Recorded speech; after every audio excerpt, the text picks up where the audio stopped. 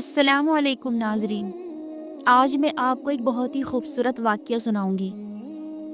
واقعہ پسند آئے تو ویڈیو کو لائک کریں اور چینل کو سبسکرائب کریں۔ پچھلے زمانے میں بغداد میں ایک بادشاہ تھا۔ اس کی عادت تھی کہ وہ لباس تبدیل کر کے شہر کا گشت کرتا تاکہ رعایا کے برے بھلے حالات سے واقف رہے۔ ایک روز بادشاہ اپنے وزیر کے ساتھ شہر میں گشت کے لیے نکلا۔ ایک چھوٹی سی گلی میں مکانوں کو دیکھنے لگا کہ یہ غریب کس طرح اپنی زندگی بسر کرتے ہیں۔ انہی مکانوں میں عورتوں کے بولنے کی آواز آئی۔ بادشاہ گفتگو سننے کے لیے ٹھہر گیا۔ دروازے کے درز میں سے جھانک کر دیکھا تو 3 نوجوان بہنیں چرخا کاٹ رہی تھی۔ ان میں سے بڑی بہن بولی کہ اگر میرا بس چلے تو میں نان بائی سے بیاہ کر لوں اور اس مشقت کی زندگی سے نجات پاؤں۔ منجلی بہن بولی کہ اگر میرا بس چلے تو میں بادشاہ کے باورچی سے نکاح کر لوں تاکہ عمدہ عمدہ کھانے روز ملے۔ سب سے چھوٹی بہن نے کہا کہ جب تم لوگ خیالی پلاؤ پکا ہی رہی ہو تو میں بھی بادشاہ سے بیاہ کیوں نہ کر لوں کہ سارا ملک مجھے ملکہ کہے۔ یہ کہہ کر چھوٹی بہن ہنسنے لگی۔ بادشاہ نے وزیر سے کہا کہ اس گھر کو پہچان لو، صبح ان تینوں عورتوں کو دربار میں حاضر کرنا۔ اس کے بعد بادشاہ گشت کر کے آرام کرنے چلا گیا۔ دوسرے روز وہ تینوں بہنیں دربار میں پیش کی گئی۔ بادشاہ نے رات کا قصہ پوچھا تو ڈر گئی، لیکن بادشاہ نے نرمی سے کہا کہ خوف کی کوئی ضرورت نہیں، جو باتیں بیاں کرو۔ مجبوراً انہوں نے رات کو جو کہا تھا بادشاہ کے سامنے دہرا دیا۔ بادشاہ نے اسی وقت بڑی اور منجلی بہن کی شادی نان بائی اور باورچی سے کرا دی اور چھوٹی کو اپنی ملکہ بنا لیا۔ چند روز بعد دونوں بڑی بہنیں چھوٹی سے جلن کرنے لگی اور سوچنے لگی کہ اسے کسی طرح بادشاہ کی نظروں میں ذلیل کرے۔ پھر وہ دونوں بہنیں ملکہ کو مبارکباد دینے آئیں۔ چھوٹی بہن بھی بڑی محبت سے پیش آئی اور باتوں باتوں میں بچے کی پیدائش کے وقت ان دونوں کو بلانے کا ارادہ کیا۔ وہ بہت خوشی سے راضی ہو گئی اور انہوں نے دل میں پختہ ارادہ کر لیا کہ جب اس کے یہاں بچہ پیدا ہوگا تو اس کو الگ کر کے بلی کا بچہ اس کی گود میں ڈال دیں گے اور مشہور کر دیں گے کہ بلی کا بچہ پیدا ہوا ہے۔ اسی طرح بادشاہ ناراض ہو کر یا تو اسے قتل کرا دے گا یا گھر سے نکال دے گا۔ اور جب ملکہ پر حمل کا وقت آیا تو اس نے اپنی بہنوں کو بلانے کی بادشاہ سے اجازت لی اور اطلاع کر دی کہ یہاں میرے پاس آ جاؤ۔ بڑی اور منجلی بہنیں آ گئی اور ایک بلی کے بچے کا انتظام کیا۔ ملکہ کے یہاں ایک نہایت خوبصورت لڑکا پیدا ہوا۔ دونوں بڑی بہنوں نے بچے کو تو ایک ٹوکری میں بند کر کے اسے نہر میں بہا دیا جو باغ میں بہتی تھی، اور ملکہ کی گود میں بلی کا بچہ رکھ دیا اور سارے محل میں مشہور کرا دیا کہ ملکہ کی گود میں بلی جیسا بچہ پیدا ہوا ہے۔ بادشاہ کو یہ سن کر بہت غصہ آیا اور اس نے ملکہ کو قتل کرانا چاہا، لیکن بادشاہ کے عقل مند وزیر نے روکا اور کہا کہ چند روز صبر کیجیے، مجھے اس میں کوئی راز معلوم ہوتا ہے۔ اس کے علاوہ ملکہ کا قصور بھی کیا ہے؟ قدرت نے جو کچھ پیٹ میں بنا دیا وہی پیدا ہوا۔ ٹوکری نہر میں بہتی ہوئی جا رہی تھی کہ بادشاہ کے مالی کی نظر پڑی۔ اس نے نکال کر دیکھا، اس میں ایک چھوٹا بچہ تھا۔ مالک کے گھر کوئی اولاد نہ تھی۔ وہ خوشی خوشی بچے کو لے کر گھر آیا اور اپنی بیوی کے حوالے کر دیا۔ مالک کی بیوی نے اپنے ہی بچے کی طرح اسے پالنا شروع کر دیا۔ چونکہ یہ ٹوکری شاہی محل کی طرف سے آئی تھی، اس لیے مالی نے اس کا ذکر کسی سے نہ کیا۔ بچہ پلتا رہا یہاں تک کہ 1 سال کا ہو گیا۔ دوسرے سال ملکہ کے یہاں پھر بچہ پیدا ہوا۔ بد نصیب ملکہ نے اپنی بہنوں کو اس مرتبہ بھی بلایا، لیکن اب کی بار انہوں نے مردہ کتے کا پلہ ڈال کر مشہور کر دیا کہ مردہ کتے کا بچہ پیدا ہوا ہے، اور اصلی لڑکا ٹوکری میں ڈال کر نہر میں بہا دیا، اور اتفاقاً اسے بھی مالی نے پکڑ لیا اور اپنے گھر پرورش کرانے لگا۔ تیسرے سال ملکہ کے یہاں لڑکی پیدا ہوئی، لیکن دونوں بہنوں نے اس کو بھی مردہ چوہا مشہور کر دیا اور لڑکی کو نہر میں بہا دیا۔ خدا کی مرضی، لڑکی مالی کو ہی مل گئی، اس نے اسے بھی رکھ لیا۔ بادشاہ نے ناراض ہو کر ملکہ کو ایک لوہے کے پنجرے میں بند کر کے شہر کی مسجد کے دروازے پر رکھوا دیا تاکہ ہر آنے والے اس کے منہ پر تھوکے، جو انکار کرے اس کو قتل کر دیا جائے۔ لوگ مجبوراً ملکہ کے منہ پر تھوکتے اور بادشاہ کے ظلم کو برا سمجھتے۔ تینوں بچے مالی کے یہاں پرورش پاتے رہے۔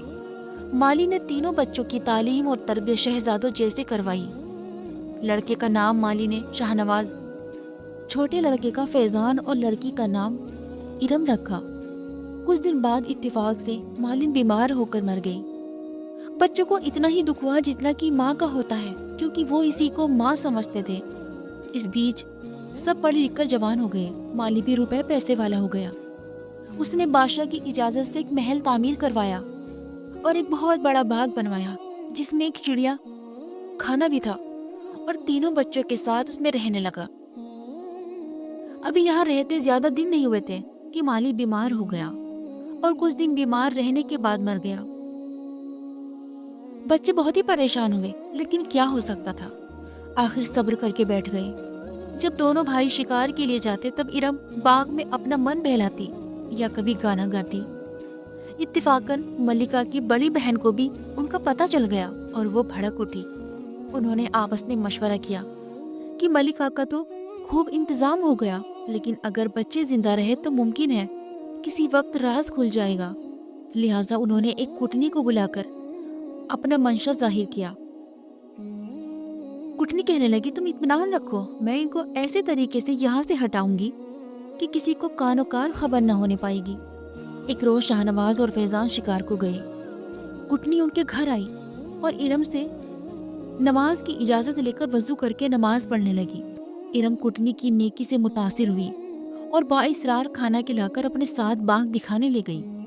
مکار کٹنی باغ دے کر کہنے لگی، یوں تو ہر چیز موجود ہے، لیکن اس میں 3 چیزوں کی کمی ہے، اگر وہ مل جائے تو پھر یہ بے مثال باغ ہوگا۔ ارم نے پوچھا، وہ کیا ہے؟ کٹنی نے کہا، ان کا ملنا ذرا مشکل ہے۔ ارم نے اصرار کیا، تم بتاؤ تو صحیح۔ بڑھیا نے کہا، اس میں بولتی ہوئی چڑیا، گاتا ہوا درخت اور سنہری چشمے کے پانی کی کثر ہے۔ اگر وہ بھی آ جائے تو پھر یہ باغ جنت کا نمونہ بن جائے۔ ارم بولی، یہ چیزیں کہاں سے ملیں گی؟ تب کٹنی نے کہا کہ یہاں سے 25 روز کی منزل پر ہندوستان کی سرحد، جو پہلا آدمی ملے گا وہ راستہ بتا سکتا ہے۔ اگر ہمت والا آدمی ہو تو ضرور ان سب چیزوں کو پا سکتا ہے، ورنہ یوں لاکھوں آدمی دنیا میں بھیڑ بکریوں کی طرح پھر رہے ہیں۔ کٹنی بڑھیا شوق کی آگ بھڑکا کر رفو چکر ہو گئی، لیکن ارم ایک گہری سوچ میں پڑ گئی۔ شام کو جب دونوں بھائی شکار سے واپس آئے تو بہن کو فکر مند پایا۔ حال پوچھا تو اس نے تمام کیفیت بیان کی۔ شاہنواز نے کہا کہ تم اتنا رنج کیوں کرتی ہو، میں جاتا ہوں، یہ سب چیزیں لے آؤں گا۔ اگلے روز شاہنواز سفر کو تیار ہوا اور بہن کو ایک خنجر نکال کر دیا کہ یہ میری نشانی ہے، جب تک یہ صاف ہے سمجھنا میں ٹھیک ہو، جب دیکھو کہ یہ میلا ہو گیا ہے تو اس وقت سمجھ لینا کہ مجھے کوئی مصیبت پیش آئی ہے، اور اگر خون آ جائے تو سمجھ لینا کہ میں اب اس دنیا میں نہیں رہا۔ اس کے بعد بھائی بہن سے رخصت ہو کر 25 روز تک اسی راستے پر چلتا رہا جو کٹنی نے بتایا تھا۔ 25ویں روز سرحد ہندوستان پر اسے کٹیا نظر آئی۔ وہاں پہنچا تو دیکھا اندر ایک فقیر بیٹھا ہے اور اس کا چہرہ بالوں سے چھپا ہوا ہے۔ شاہنواز نے جیب سے کینچی نکال کر فقیر کا خط بنایا اور پھر ادب سے سلام کیا۔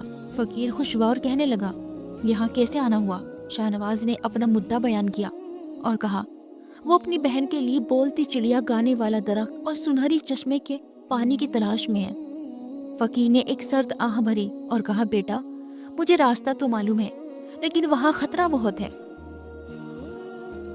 کیونکہ تم نے میری خدمت کی ہے اس لیے میں تمہیں اس کام سے منع کرتا ہوں، کیونکہ بہت سے آدمی اس تلاش میں گئے لیکن واپس کوئی نہ آیا۔ شاہنواز نے اصرار کیا تو فقیر نے اپنی گدڑی سے ایک گیند نکال کر دی اور کہا، اس کو زمین پر ڈال دو اور خود اس کے پیچھے روانہ ہو جانا۔ جہاں یہ گیند رک جائے تم بھی گھوڑے پر سے اتر جانا۔ سامنے ایک پہاڑ ہوگا، تم اس پہاڑ پر چڑھ جانا۔ جب تم پہاڑ پر چڑھو گے تو ہر طرف سے عجیب و غریب آوازیں آئیں گی اور تمہیں اپنی طرف آکرشت کریں گی، لیکن اگر تم نے پیچھے مڑ کر دیکھا تو ترنت پتھر کے ہو جاؤ گے، اور اگر آگے چلے گئے تو تمہارے مطلب کی چیزیں موجود ہوں گی اور تم انہیں لے کر چلے آنا۔ شاہنواز نے فقیر کا شکریہ ادا کیا اور گیند زمین پر ڈال کر خود اس کے پیچھے روانہ ہوا۔ گیند پہاڑ کے درمیان میں جا کر ٹھہر گئی۔ شاہنواز گھوڑے سے اترا اور پہاڑ پر چڑھنے لگا۔ ابھی چند ہی قدم چلا تھا کہ چاروں طرف سے شور مچ گیا، گالیوں کی آوازیں آنے لگی، لیکن شاہنواز سب کچھ سنتا رہا اور آگے بڑھتا رہا۔ जब ऊपर चढ़ा तो गालियां सुनकर शाहनवाज का खून खौल उठा। चंद कदम और आगे बढ़ा तो बिल्कुल बराबर से किसी ने बड़ी सख्त गाली दी और शाहनवाज तलवार लेकर पलटा तो वहाँ कुछ न था, लेकिन वो खुद पत्थर का हो गया। इरम रोज शाहनवाज का खंजर देखती और उसकी सलामती की दुआएं मांगती। एक रोज इरम खंजर उठाकर देखने लगी तो वो चमक रहा था। इसी तरह शाम हो गई। फैजान बाहर से आया तो कहने लगा, शाहनवाज भाई का खंजर मुझे दिखाना, मेरा जी खुद बैठा जा रहा है। इरम अंदर से खंजर लाई और मयान से निकाला तो वो बिल्कुल सियाह हो चुका था। ये देखकर इरम रोने लगी और फैजान से कहा, जरूर भाई शाहनवाज पर कोई मुसीबत आन पड़ी है, क्योंकि खंजर मेला है। खुदा का शुक्र है कि वो अभी जिंदा है। फैजान बड़ा परेशान हुआ और बहन को समझाने लगा, मैं शाहनवाज की तलाश में जाता हूँ। इरम ने कहा, भाई मैं अकेली कैसे रहूंगी? फैजान कहने लगा, मैं तुम्हें खुदा के सुपुर्द करके जा रहा हूँ, लेकिन सोचो अगर इस वक्त शाहनवाज की मदद न की गई तो उसका क्या हश्र होगा। उसके बाद दोनों बहन भाई मिलकर बहुत रोए। फैजान ने अपने गले से मोतियों की माला उतारकर बहन को दे दी और उससे कहा, मेरी हालत का अंदाजा होता रहेगा जब तक ये अच्छी हालत में है। मैं खैरियत से हूँ और अगर इसके दाने एक दूसरे से जुड़ जाए तो मेरी मौत का दिन होगा। इरम ने भाई का हार गले में पहन लिया और कहा, जाओ मैं तुम्हें खुदा के सुपुर्द करती हूँ। फैजान 24 दिन सफ़र के बाद 25वें रोज उसी फकीर की कुटिया पर पहुंचा और वही सवाल किया कि बोलती चिड़िया, गाता हुआ दरख्त और सुनहरी चश्मे का पानी लेने आया हूँ। फकीर ने समझाया कि बेटा क्यों अपनी जान देता है? चंद रोज हुए, तेरा हमशक्ल नौजवान गया लेकिन वापस नहीं आया, शायद पत्थर का हो गया। फैजान ने कहा, बाबा वो मेरा भाई था, अब मैं जरूर जाऊंगा या अपनी जान दे दूंगा या भाई का इंतकाम लूंगा। फकीर ने जब देखा कि ये नहीं मानता तो गेंद निकाल कर दी और कहा कि इसको डाल दो जमीन पर, इसके पीछे चले जाना, और सब कुछ समझा दिया। फैजान गेंद को जमीन पर डालकर इसके पीछे पीछे रवाना हुआ। गेंद पहाड़ के दामन में जाकर रुक गई। फैजान घोड़े से उतरकर पहाड़ पर चलने लगा। जो ही उसने कदम बढ़ाया हर तरफ शोरगुल और गालियों की आवाजें उसका नाम लेकर उसे धमकाने लगी। फैजान अपने गुस्से पर काबू न कर सका और तलवार लेकर पीछे पलटा ही था कि उसी वक्त पत्थर का हो गया।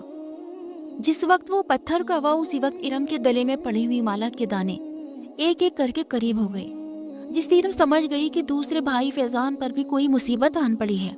तमाम दिन वो दोनों भाइयों को याद करके रोती रही। फिर दूसरे रोज उसने फैसला किया कि जब भाई न रहे तो मैं यहाँ रहकर क्या करूंगी। चुनाचे इरम मर्दाना लिबास पहनकर घोड़े पर सवार हुई और अपने भाइयों की खोज में खुद चल पड़ी।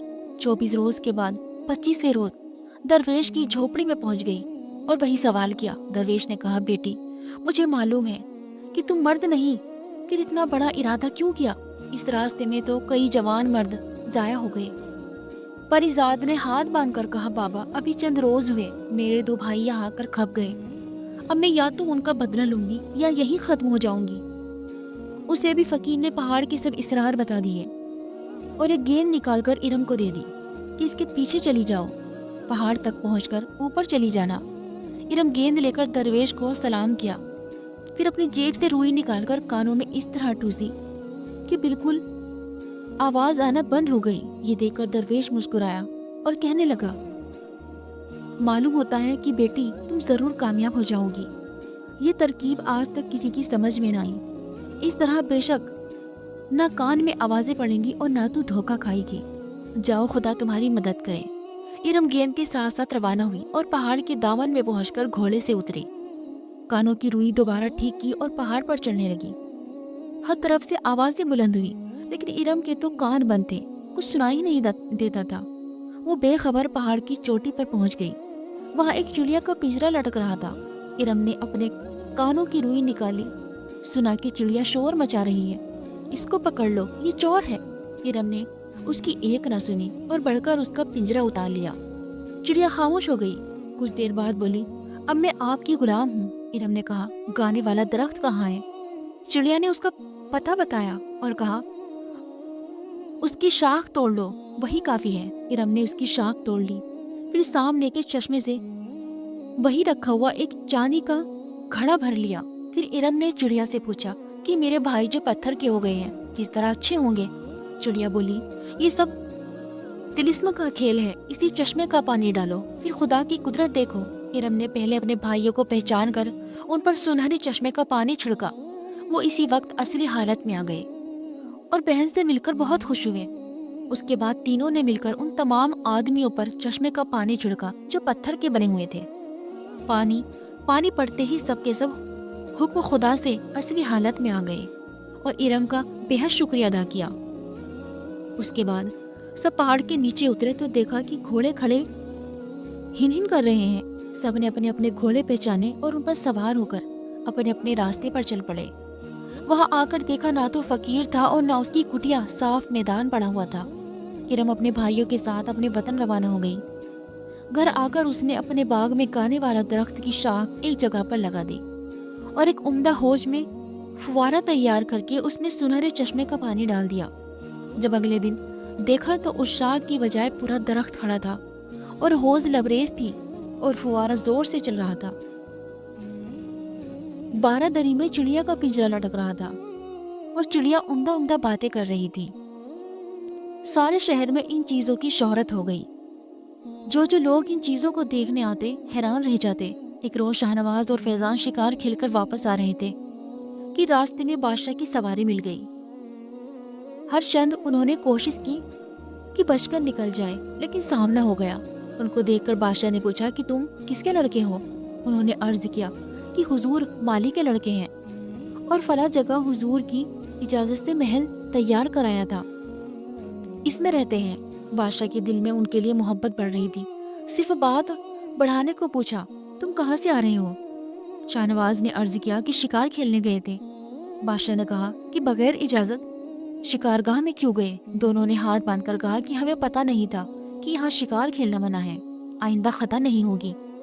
बादशाह उनके तौर तरीके देखकर खुश हुआ, फिर मुस्कुराकर कहने लगा, अच्छा मेरे साथ आओ, चलो दिखाओ क्या शिकार खेलते हो।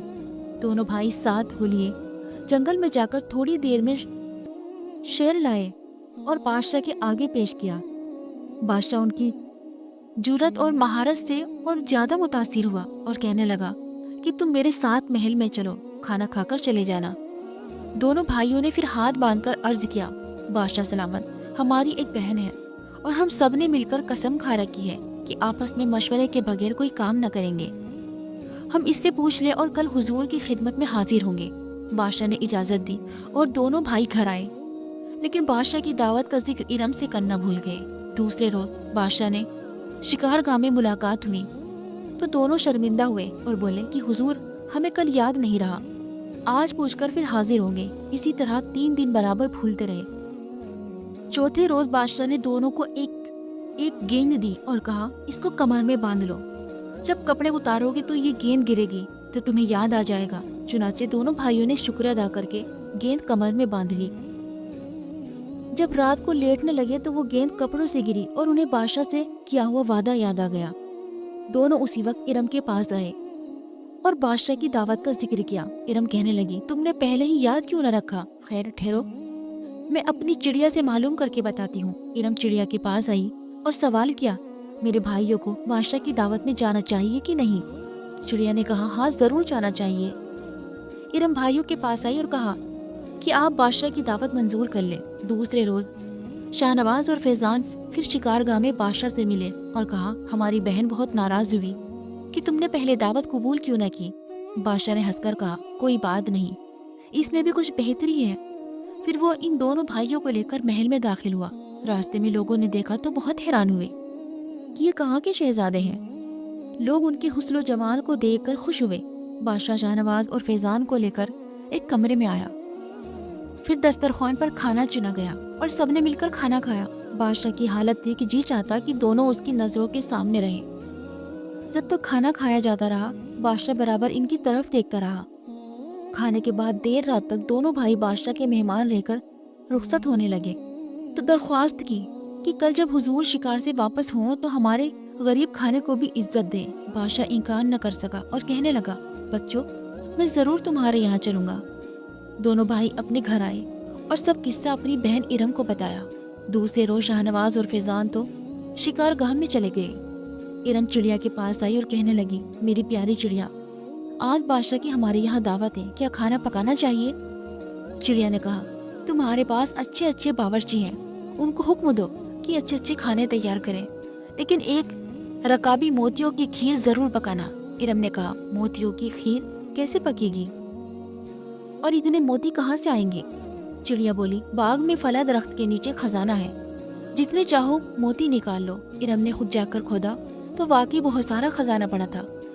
اس نے ایک صندوق موتیوں کی نکالی اور باورچی کو بلا کر مختلف کھانے پکانے کا حکم دیا، اور ساتھ ہی موتیوں کی صندوق رکھ کر باورچی کو کہا اس کی کھیر بناؤ۔ باورچی حیران ہو گیا اور کہا کہ بیگم صاحبہ موتیوں کی کھیر کس طرح پکے گی اور یہ کس طرح کھائی جائے گی؟ ارم نے کہا تم کو اس سے کیا، تمہیں جو حکم دیا ہے وہ کرو۔ شاہ نواز اور فیضان تمام دیر بادشاہ کے ساتھ شکار کھیلتے رہے۔ شام کو جب واپسی کا وقت آئے تو دونوں بھائیوں نے بادشاہ کو رات کا وعدہ یاد دلایا۔ بادشاہ تیار ہو گیا اور شکار گاہ سے سیدھا ان کے گھر آیا۔ جب ارم کو معلوم ہوا کہ بادشاہ تشریف لائے ہیں تو اپنی کنیز کے ساتھ دوڑ کر دروازے پر استقبال کیا۔ بادشاہ نے ارم کو دیکھا تو اس کے سینے میں ایک ہک اٹھی جسے شاہ نواز اور فیضان کو دیکھ کر اٹھی تھی۔ اس نے ارم کو بیٹیوں کی طرح پیار کیا اور پھر تینوں بہن بھائی بادشاہ کو اپنا باغ دکھانے لے گئے۔ وہاں بادشاہ نے درخت سے طرح طرح کی آوازیں آتی ہوئی سنی تو بہت حیران ہوا اور پوچھا یہ کیا اسرار ہے؟ شاہ نواز نے سب حال کہہ سنایا کہ ہماری بہن یہ نادر نایاب تحفہ اس طرح لائی۔ بادشاہ بہت خوش ہوا اور درخت کا دل آویز گانا سنتا رہا۔ پھر حوض اور فوارہ دیکھا جس میں سنہری پانی تھا۔ اس کے بعد بولتی چڑیا کے پنجرے کے پاس آیا۔ وہاں بہت سے پرندے اس کے ارد گرد جمع تھے۔ ارم نے کہا غافل چڑیا، بادشاہ سلامت کھڑے ہیں۔ چڑیا فوراً بادشاہ کو سلام کر کے معذرت خواہ ہوئی۔ بادشاہ اس کی گفتگو سن کر بڑا حیران ہوا۔ جب یہ سب کھانا کھانے کے لیے چلے گئے تو چڑیا نے کہا مجھے بھی وہی لے چلو۔ ارم نے پنجرا اپنے ساتھ لیا اور کمرے میں لا کر لٹکا دیا۔ بادشاہ کھانا کھانے کو بیٹھا تو موتیوں کی کھیر دیکھ کر حیران ہوا اور کہنے لگا یہ کیسی کھیر ہے؟ کیا موتی بھی کھائے جاتے ہیں؟ میں تو سمجھتا تھا کہ تم سب عقل مند ہو، لیکن یہ ایسی بے وقوفی ہے جس کا جواب ملنا مشکل ہے۔ شاہ نواز، فیضان اور ارم خاموش ہو کر چڑیا کی طرف دیکھنے لگے۔ چڑیا نے بادشاہ کو مخاطب کرتے ہوئے کہا آپ موتیوں کی کھیر دیکھ کر تو حیران ہیں اور ہمیں بیوقوف بتاتے ہیں، لیکن میں آپ سے پوچھتی ہوں کہ جب آپ کے ساتھیوں نے یہ کہا تھا کہ ملکہ کے یہاں بلی، کتے اور چوہا پیدا ہوئے ہیں، اس وقت آپ نے یہ کیوں نہ سوچا کہ انسان کے یہاں جانور کس طرح پیدا ہو سکتے ہیں؟ چڑیا کی یہ بات سن کر بادشاہ حیران رہ گیا اور کہا چڑیا اگر تم راز کی باتیں جانتی ہو تو بتاؤ اصل معاملہ کیا ہے؟ چڑیا نے کہا ملکہ کی بڑی بہن جن کا بیاہ آپ نے ان کی مرضی سے نان بھائی اور باورچی سے کروایا تھا، اپنی چھوٹی بہن سے نفرت کرنے لگی تھی۔ چنانچہ ولادت کے وقت انہوں نے پہلی اور دوسری بار کے لڑکوں کو ٹوکری میں ڈال کر باغ کی نہر میں بہا دیا اور مشہور کر دیا کہ بلی اور کتے کے بچے پیدا ہوئے ہیں۔ تیسری بار بیٹی پیدا ہوئی اور اس کو بھی نہر میں بہا دیا اور آپ سے کہہ دیا کہ مردہ چوہا پیدا ہوا، لیکن خدا کے حکم سے وہ تینوں بچے آپ کے مالی کے ہاتھ لگ گئے۔